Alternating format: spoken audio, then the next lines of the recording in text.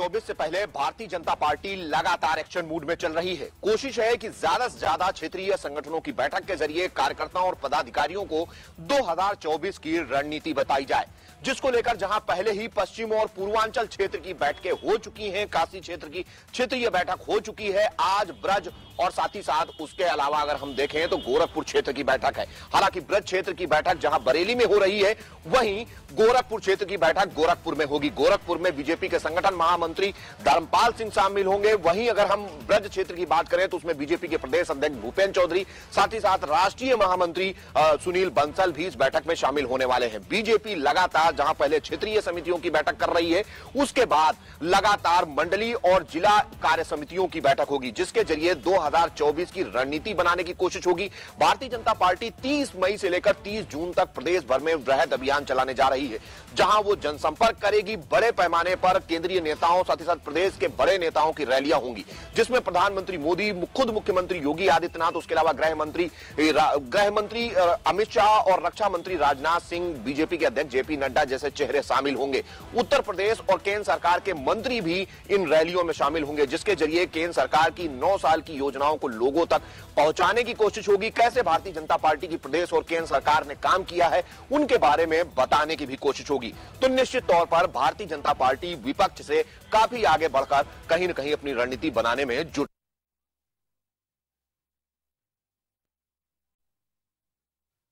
सपा अपने लोक निर्माण मंत्री की, वही आपको बता दें, भारतीय जनता पार्टी ने उन 2 नामों का पहले ही ऐलान कर दिया है, जिसमें मानवेंद्र सिंह और पद्मसेन चौधरी को उन्होंने आज सपा में देकर स्वागत किया। इसके बाद उन्होंने विभागीय अधिकारियों के साथ बैठक की। बैठक में अधिकारियों को सख्त निर्देश दिया गया कि जब तक रामपथ का निर्माण हो रहा है, उसको बरसात से पहले पूरा किया जाए। चाहे 2 शिफ्टों में काम हो, सुबह शाम काम करना पड़े, लेकिन बरसात से पहले उसको पूरा किया जाए, क्योंकि पीएम मोदी और सीएम योगी की आस्था अयोध्या से है। लोक निर्माण मंत्री जितिन प्रसाद अयोध्या पहुंचे, जिनका अयोध्या के जनप्रतिनिधियों ने स्वागत किया। सांसद लल्लू सिंह, विधायक वेद प्रकाश गुप्ता, बीकापुर के विधायक अमित सिंह चौहान ने उनको गुलदस्ता देकर स्वागत किया। इसके बाद उन्होंने विभागीय अधिकारियों के साथ बैठक की। बैठक में अधिकारियों को सख्त निर्देश दिया गया कि जब तक रामपथ का निर्माण हो रहा है, उसको बरसात से पहले पूरा किया जाए। चाहे 2 शिफ्टों में काम हो, सुबह शाम काम करना पड़े, लेकिन बरसात से पहले उसको पूरा किया जाए, क्योंकि पीएम मोदी और सीएम योगी की आस्था अयोध्या से है। अयोध्या में मंदिर निर्माण से पहले सारे रास्तों को चौड़ा कर उसको बना दिया जाए, क्योंकि पूरा अयोध्या जो है पूरे विश्व में आस्था का विषय है, और जैसे जैसे मंदिर का निर्माण होता जाएगा, श्रद्धालु अयोध्या में बढ़ते जाएंगे। इसके साथ साथ जितिन प्रसाद ने अधिकारियों को भी निर्देश किया कि दिन रात लगकर रामपथ चौड़ीकरण का काम कराया जाए। जितने भी नाले खोदे हैं और डक का निर्माण हो रहा है, उसको समय से पूरा किया जाए, जिससे आने वाली बरसात से पहले श्रद्धालुओं को किसी भी प्रकार की दिक्कत न। उत्तर प्रदेश परिवहन निगम के मंत्री दयाशंकर सिंह ने अब निर्देश जारी किया है कि डिजी लॉकर और एम परिवहन ऐप पे उपलब्ध अभिलेखों को वैध माना जाएगा। आपको बता दें कि लगातार मिलती शिकायतों को लेकर अब परिवहन मंत्री दयाशंकर सिंह ने ये एक बहुत अहम फैसला लिया है कि डिजी लॉकर और एम परिवहन ऐप पे उपलब्ध अभिलेखों को अब वैध माना जाएगा। पहले मिली शिकायतों के अनुसार कि जो क्षेत्रीय पुलिस होती थी और परिवहन विभाग के अधिकारी होते थे, वो उपलब्ध जो डिजी लॉकर और एम परिवहन ऐप पे जो उपलब्ध अभिलेख होते थे, उनको वैध नहीं मानते थे, उसके उनको हार्ड कॉपी कहीं ना कहीं मांगा करते थे। इसको लेकर लगातार शिकायतें मिलती, इसका संज्ञान लेते हुए परिवहन मंत्री ने कहा कि जिस तरीके से भारत में डिजिटल का उपयोग किया जा रहा है और प्रधानमंत्री मोदी और योगी सरकार लगातार इसको लेकर बढ़ावा दे रही है, उसी के चलते अब डिजी लॉकर और एम परिवहन ऐप पे उपलब्ध अभिलेखों को वैध माना जाएगा। अगर कोई नहीं मानता है तो उसके खिलाफ कड़ी कार्रवाई भी की जाएगी। राजधानी लखनऊ में लखनऊ विकास प्राधिकरण अब अपनी कार्यशैली को बदलने जा रहा है, क्योंकि लखनऊ विकास प्राधिकरण के जो वीसी हैं, उन्होंने सख्त हिदायत दी है कि जो व्यवस्थाएं लखनऊ विकास प्राधिकरण में बनाई गई हैं, उनमें समय से काम नहीं हो पा रहा, जिससे उनको परिवर्तित करना हो रहा है। अगर बात करें लखनऊ विकास प्राधिकरण रजिस्ट्री की, तो अमूमन देखा जाता था कि रजिस्ट्री के नाम पर काफ़ी हीला हवाली होती थी। जो आवंटी होता था उसको काफ़ी समय लगता था, कभी बाबू के पास, कभी इंजीनियर के पास जाना पड़ता था। लेकिन लखनऊ विकास प्राधिकरण के जो वीसी हैं इंद्रमणि त्रिपाठी, उन्होंने साफ तौर पर कहा है कि अब समय समय तय कर दी गई है, जिसके बाद तय समय सीमा पे ही रजिस्ट्री समेत तमाम जो काम होते हैं उनको करना होगा। जो LDVC उन्होंने साफ तौर पर कहा है कि जो आवंटी होगा सिर्फ एक प्रार्थना पत्र देगा और उसके बाद जो संबंधित अधिकारी होंगे, कर्मचारी होंगे, तत्काल प्रभाव से उस प्रार्थना पत्र का संज्ञान लेंगे और तत्काल प्रभाव से ही उस पर काम करना शुरू कर दें। अमूमन देखा जाता था कि जो आवंटी मकान या फ्लैट जो LDS लेते थे उनको कई सालों तक रजिस्ट्री नहीं करवा पाते थे, जिसके बाद कहीं ना कहीं उनकी शिकायतें होती थी, शिकायतों का निस्तारण भी नहीं होता था, जिसके बाद कहीं ना कहीं LDVC ने अब सख्त कदम उठाया और साफ तौर पर अपने कर्मचारियों को निर्देश दिया कि समय रहते सारी व्यवस्थाएं दुरुस्त कर ली जाए। साथ ही साथ जो रजिस्ट्री सबसे बड़ी समस्या जिसमें होती है उसको भी समय रहते अब तय पूरा किया जाए। साथ ही साथ LDVC ने हर काम की एक समय सीमा तय की है और उस समय सीमा में ही वो काम अब अधिकारियों कर्मचारियों। यूपी में अपराध और अपराधियों पर लगाम लगाने के लिए उत्तर प्रदेश के DGP RK विश्वकर्मा ने निर्देश जारी किए हैं।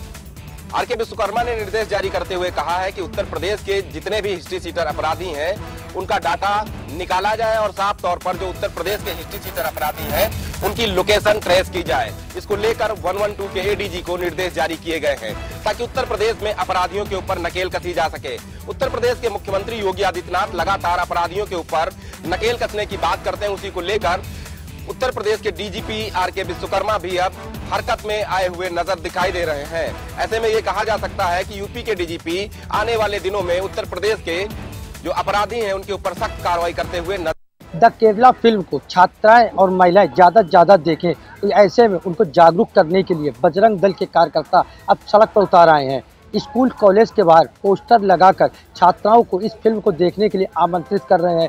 उसमें फिल्म में दिखाया गया है किस तरह धर्म परिवर्तन कराया जा रहा है, जिसको लेकर सबसे ज़्यादा छात्राओं को ही माइंड वॉश करके धर्म परिवर्तन कराया गया है। आपको बताते चले कि बजरंग दल पहले ही धर्म परिवर्तन और लव जिहाद को लेकर हमेशा सड़कों पर उतरा है और इस तरह के किसी भी मामले को आने को लेकर पीड़ित पक्ष की तरफ से खड़े होकर थाने स्तर पर कार्रवाई की मांग करता है और लगातार सड़क पर उतरकर धरना प्रदर्शन करता है। आपको बताते चले कि जिस दिन से द केरला फिल्म रिलीज हुई है तब से लेकर कई प्रदेशों में, चाहे वो कर्नाटक की बात कर ले, चाहे वेस्ट बंगाल की बात कर ले, वहाँ पूरी तरह इस फिल्म को लेकर बैन कर दिया गया है। लेकिन वहीं पर उत्तर प्रदेश व कई भाजपा शासित राज्यों में लगातार इस फिल्म को दिखाने टैक्स फ्री कर दिया गया, जिसको लेकर के छात्राएं हों, चाहे महिलाएं हों या आम जनमानस, तो सभी इस फिल्म को देखने के लिए जागरूक हो रहे हैं, लगातार थिएटर पर और मूवी पर जाकर इस मूवी को देख रहे हैं। ऐसे में अब छात्राओं को भी आमंत्रित कर रहा है बजरंग दल, जिससे कि वह इस फिल्म को देखें और समझे कि किस तरह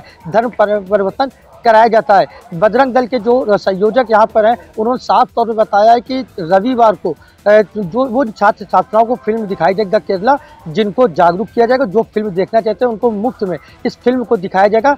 और ये भी बताया जा रहा है कि इस फिल्म के माध्यम से उन सिर्फ यह बताने का प्रयास किया जा रहा है कि किस तरह से धर्म परिवर्तन करके लोगों को साथ गलत किया जा रहा है। फिलहाल अभी इसको लेकर पूरी रणनीति, पूरा जो प्रोग्राम तैयार कर लिया गया। रविवार को इस फिल्म को दिखाया जाएगा और छात्र छात्राओं को जागरूक करने के लिए अब स्कूल के बाहर पोस्टरबाजी शुरू हो गई है। के अचल ताल पर स्थित जिला राजीव मंदिर के महल कौशलनाथ द्वारा एक अजीबोगरीब फैसला लिया गया है, जिस फैसले के तहत कोई भी मुस्लिम युवक या युवती मंदिर में प्रवेश नहीं करेगा। इसके अलावा उन्होंने जो हिंदू युवक या युवती जो भी मंदिर में आएंगे वो नॉर्मल कपड़ों में आएंगे, किसी भी तरीके के जो फटी हुई जीन्सें, निक्कर या छोटे कपड़े पहनकर कोई भी उसमें नहीं आएगा। इस बात के पोस्टर वहां पर मंदिर के बाहर लगा दिए गए थे, लेकिन उसमें कुछ लोगों का कहना था निर्णय बिल्कुल सही है, जबकि कुछ लोगों का कहना था कि गलत है। इसी बात को लेकर के अब जब हम दोबारा वहां गए, वो पोस्टर वहां से हटा दिए गए हैं। जब उनसे इस बारे में बात की गई तो उन्होंने बात तो करने से मना कर दिया, लेकिन ये बताया गया कि पोस्टर हम बड़े करके इसमें लगाएंगे। अब देखना यह होगा कि ऊंट किस करवट बैठता है। अभी जो पोस्टर हटे हैं यह प्रतिबंध लागू रहता है मंदिर में या नहीं, अब ये आगे वक्त ही बताएगा। गर्भपात करा रहे हॉस्पिटल पर स्वास्थ्य विभाग की टीम ने बड़ी कार्रवाई की है। आपको बताते चले कि जनपद आगरा के कस्बा बाहा में कई समय से स्वास्थ्य विभाग को सूचना मिल रही थी कि इस हॉस्पिटल में गर्भपात कराया जाता है। सूचना पर स्वास्थ्य विभाग की 5 सदस्यीय टीम हॉस्पिटल पहुंची, जिसका नाम प्रज्ञा हॉस्पिटल था। वहां पर गर्भपात कराया जा रहा था। स्वास्थ्य विभाग की टीम को 5 महीने का भ्रूण भी वहां से मिला है, जिसको स्वास्थ्य विभाग और पुलिस ने कब्जे में लेकर पोस्टमार्टम के लिए भेज दिया है। आपको बताते चले कि जो संचालक था वह मौके से फरार हो गया और पूर्व में भी ऐसे अवैध अस्पताल और झोलाछाप डॉक्टरों की वजह से कई हादसे भी हुए, लेकिन इन हादसों से जिम्मेदार अधिकारियों ने कोई सबक नहीं लिया है। हालांकि आज स्वास्थ्य विभाग की टीम ने हॉस्पिटल को सीज कर दिया है और आगे की कार्रवाई में जुट गई है। आगरा कमिश्नरेट के थाना खीरागढ़ क्षेत्र में एक मुकदमा पंजीकृत हुआ था 41 साल पहले, जिसमें 32/1982 जिसमें 302 की हत्या का मुकदमा अपहरण करके 7 साल के बच्चे को अपहरण के लिए ले गए। करने के बाद में 5 लाख की फिरौती मांगी गई। 5 लाख की फिरौती लेने के बाद भी 5 बच्चे का गला रेतकर हत्या कर दी गई। पास के ही नज़दीक में एक बाग में उसका 7 दिन बाद शव मिला, जिसकी सूचना पर पुलिस ने सबको कब्जे में लेकर पीएम भी कराया गया। उसके बाद में 2 लोगों को नामजद मुकदमा पंजीकृत हुआ, जिसमें एक व्यक्ति को न्यायालय के माध्यम से उसको आजीवन कारावास हुआ। आजीवन कारावास के बाद में वो 84 में हुआ, जिसके बाद में वो कोर्ट से फरार चल रहा था, उसकी तलाश में। और दूसरा जो मुलजिम था, जो भी फरार था, जिसको मृत माना जा रहा था, जिसकी तलाश करते हुए 41 साल बाद खीरागढ़ एसओ राजीव कुमार की टीम ने मौके दिल्ली से और खीरागढ़ क्षेत्र से उसे पकड़ा, जिसे पकड़ने के बाद में आज न्यायालय में पेश किया गया। पुरानी रंजिश के चलते 2 पक्षों में जमकर चले लाठी डंडे, 3 लोग गंभीर रूप से घायल। पूरा मामला बाराबंकी जनपद के रामनगर थाना क्षेत्र के रानी बाजार का है, जहां पर पुरानी रंजिश के चलते 2 पक्षों में जमकर लाठी डंडे चले, जिसका लाइव वीडियो सोशल मीडिया पर जमकर वायरल हो रहा है। जानकारी के मुताबिक गांव में ही पुरानी रंजिश थी, जिसके चलते मामूली कहासुनी हुई। देखते ही देखते कहासुनी ने उग्र रूप धारण कर लिया और दोनों पक्षों में जमकर लाठी चलने लगे, जिसमें 3 लोग गंभीर रूप से घायल हो गए। वहीं सूचना पर मौके पर पहुंची पुलिस ने सभी घायलों को उपचार के लिए सामुदायिक स्वास्थ्य केंद्र रामनगर में भर्ती करवाया है।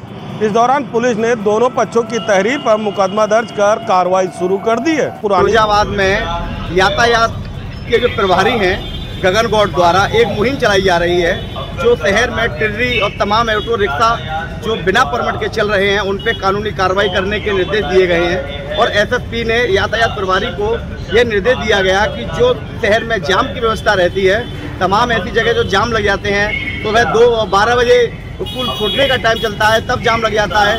तो कहीं ना कहीं जो बिना परमिट के वाहन चल रहे हैं, जो टूडला, फिरोजाबाद और जो फतेहाबाद के जो वाहन हैं, वो यातायात व्यवस्था को दुरुस्त करने के लिए यातायात प्रभारी ने इन्हीं सभी ऑटो रिक्शा वालों के एक चालान काटने की बात कही गई है। और दूसरी बात, उनको एक नंबर दिया जाएगा, उस नंबर के आधार पे उनको नियुक्त किया जाएगा कि वो फिरोजाबाद में ही चलाएंगे और जो टूडला के जो ऑटो चालक हैं वो टूडला में चलाएंगे।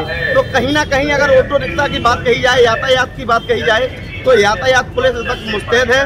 और जो गैर कानूनी तरीके से ऑटो रिक्शा जो टिर्रियाँ चल रही हैं, जो जाम को, जो शहर को विवादित करते हैं, जो जाम की व्यवस्था बना देते हैं, तो यहाँ से कहीं ना कहीं शहर में लोगों को आने जाने पर व्यवस्था गड़बड़ होती है। तो कहीं ना कहीं देखने वाली बात ये होगी कि अब ऑटो रिक्शा वालों पे कितनी कार्रवाई होगी। और ऐसे ऑटो रिक्शा जो अवैध चल रहे हैं उन पर यातायात प्रभारी द्वारा एक संदेश देकर जारी किया गया है कि जो लोग अपना रजिस्ट्रेशन नहीं कराएंगे उनका ऑटो रिक्शा सीज कर दिया।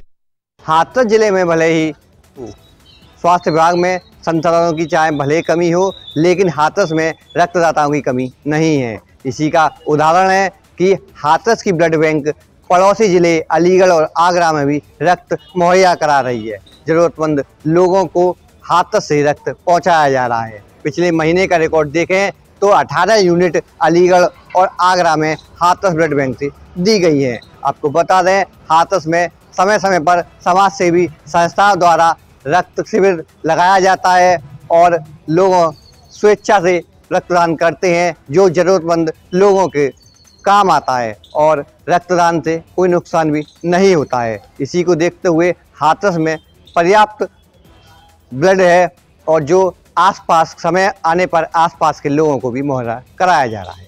पुलिस अधीक्षक अशोक कुमार शुक्ला की पैरवी से पॉक्सो 8 में बंद एक शख्स को 7 साल की कठोर सजा अदालत ने सुनाई है। आपको बताते चलें कि 2015 में कोतवाली बेंच के अंदर ये मुकदमा दर्ज हुआ था, कोतवाली के अंदर दर्ज हुआ था, जिसमें पुलिस और पुलिस के पैरोकारों ने ज़बरदस्त पैरवी करने के बाद उसको उसके अंजाम तक पहुंचाया। ये मामला 2015 का था, जिसमें एक नाबालिग के साथ दुष्कर्म किया गया था। दुष्कर्म करने के बाद उसकी हालत बिगड़ गई थी, जिसको आनन फानन में पुलिस ने जिला चिकित्सालय भर्ती किया था, जहां उसका उपचार हुआ था। जिसके बाद एफआईआर दर्ज हुई और एफआईआर दर्ज होने के बाद जब विवेचना हुई तो ये दोषी पाए। जीआरपी और आरपीएफ को टीम को बहुत बड़ी कामयाबी हाथ लगी है। हम आपको बता दें कि डीडीयू, जीआरपी और आरपीएफ की संयुक्त टीम प्लेटफार्म पर चेकिंग कर रही थी और उसी दौरान एक संदिग्ध व्यक्ति दिखाई दिया और जब उसकी बैग की तलाशी ली गई तो उसमें से सोने के आभूषण बरामद हुए हैं और पीलू धातु के आभूषण बरामद हुए हैं। जब उससे पूछताछ की गई तो कोई भी कागजात नहीं दिखा पाया है और जो सोने के आभूषण और पीली धातु के आभूषण जो बरामद हुई है उसकी कीमत लगभग 8 लाख बताई जा रही है। वहीं डीडीयू, जीआरपी व आरपीएफ की टीम ने आयकर विभाग को सूचना देकर आरोपी से पूछताछ कर रही है। आरोपी अभिषेक जो है रोहतास जिले का निवासी बताया जा रहा है। ये जो आभूषण और पीलू धातु की जो खेप थी वाराणसी से लेकर बिहार जा रहा था। देर रात कोतवाली पुलिस व एसओजी पुलिस की संयुक्त टीम के द्वारा पुलिस मुठभेड़ में 4 चोरों को किया गया गिरफ्तार। वहीं 2 चोरों के पैर में लगी गोली और 2 लोगों को गिरफ्तार कर पूछताछ जारी है। वहीं घायल जो अपराधी हैं उनका जिला अस्पताल में ट्रीटमेंट चल रहा है। आपको बताते चलें कि देर रात शहर कोतवाली क्षेत्र के ठुकरी गांव में पुलिस और बदमाशों के बीच मुठभेड़ हो गई, जहां 2 अपराधियों के पैर में गोली लगी और 2 को जिला अस्पताल में भर्ती कराया गया है। पुलिस विभाग के द्वारा लगातार ऑपरेशन क्लीन जारी है। अपराधी किसी तरह से बख्शे नहीं जाएंगे, उन पर सख्त कार्रवाई की जाएगी। उसी के तहत आज ये मुठभेड़ में 4 आरोपी को गिरफ्तार किया गया।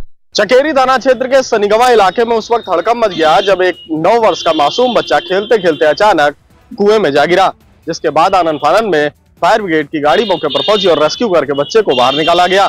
आपको बताते चले कि पूरा मामला चकेरी थाना क्षेत्र के सनीगवा इलाके का है, जहां पर इलाके के बच्चे क्रिकेट मैच खेल रहे थे। तभी अचानक एक बॉल कुएं में जा गिरी। 25 फुट गहरे कुएं में जैसे ही बच्चे ने झांक कर देखा तो वह अनबैलेंस हो गया और जाकर कुएं में गिर गया।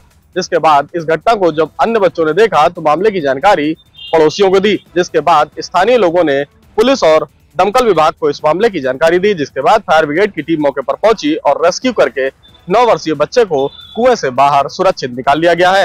आपको बता दें कि स्थानीय लोगों का कहना है कि कई बार नगर निगम में इस कुएं को बंद करने की शिकायत भी की गई, मगर बंद करने की कार्रवाई नहीं हुई, जिसकी वजह से ये हादसा हो गया है।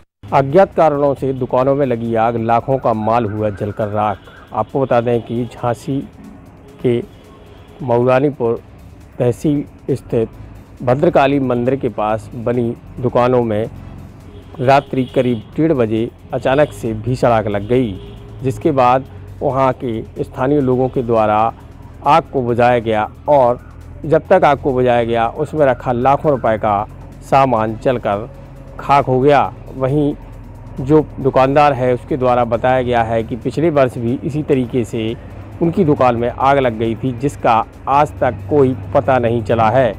वहीं पीड़ित दुकानदारों ने पुलिस को सूचना दी है और पूरे मामले की जांच करने की बात कही है।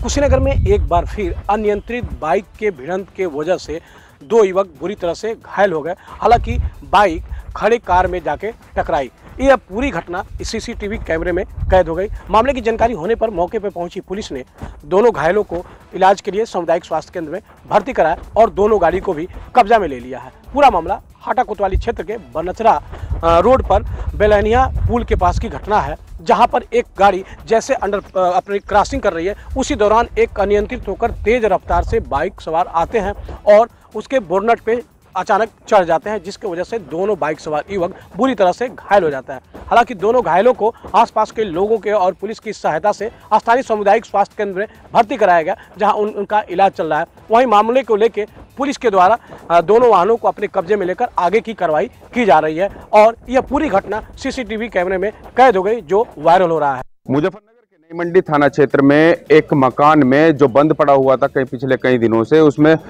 चोरों ने हाथ साफ कर दिया है और लाखों रुपए का नकदी सहित कई सामान वहां से चुरा लिए हैं। आपको बता दें कि मंडी थाना क्षेत्र के शांति नगर में एक मकान के मालिक और मालकिन जो है पिछले एक हफ्ते से ऋषिकेश एम्स में गए हुए थे। वहां पर उनका इलाज चल रहा था और कल शाम जब वे अपने घर पर वापस पहुंचे तो घर की स्थिति को देखकर भौचक्का रह गए। पूरे घर का मकान का जो सामान था अस्त व्यस्त था और उसके बाद पुलिस को बुलाया गया। वहां पर आला अधिकारी भी पहुंचे, एसपी सिटी और सीओ सिटी भी मंडी भी पहुंचे और उसके बाद आला अधिकारियों ने वहां मौका मुआयना किया और 3 टीमों का गठन कर जल्द से जल्द इस चोरी की घटना के खुलासे का पुलिस कर्मियों को एक जब पीलीभीत के अमरिया थाना क्षेत्र का गांव मुगलाखेड़ा, वहां पे एक 45 वर्षीय व्यक्ति ने फांसी लगाकर अपनी जीवन लीला समाप्त कर ली। आपको बता दें कि उसके बेटे ने पुलिस पर आरोप लगाया है। उसका बेटा पुलिस जो प्रदीप, उसने पुलिस पर आरोप लगाया है कि 9 तारीख को उसकी बहन को कुछ लोगों ने अगवा कर लिया था और जब मैं थाने पहुंचा तो वहां पुलिस ने मेरी एक ना सुनी।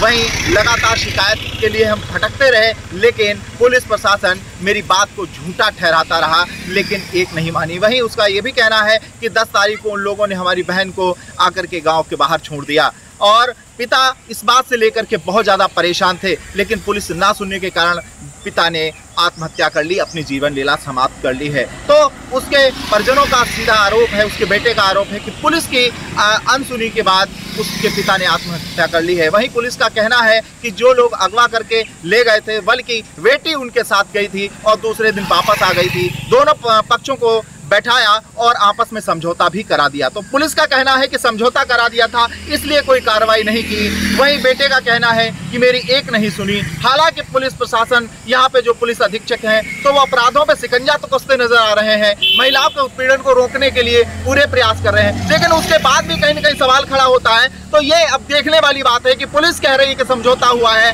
पीड़ित कह रहा है कि हमारी नहीं सुनी। अब इसमें क्या निष्कर्ष निकलता है, ये देखने वाली बात होगी। जब तक पीलीभीत के अमरिया थाना क्षेत्र का गांव मुगलाखेड़ा, वहां पे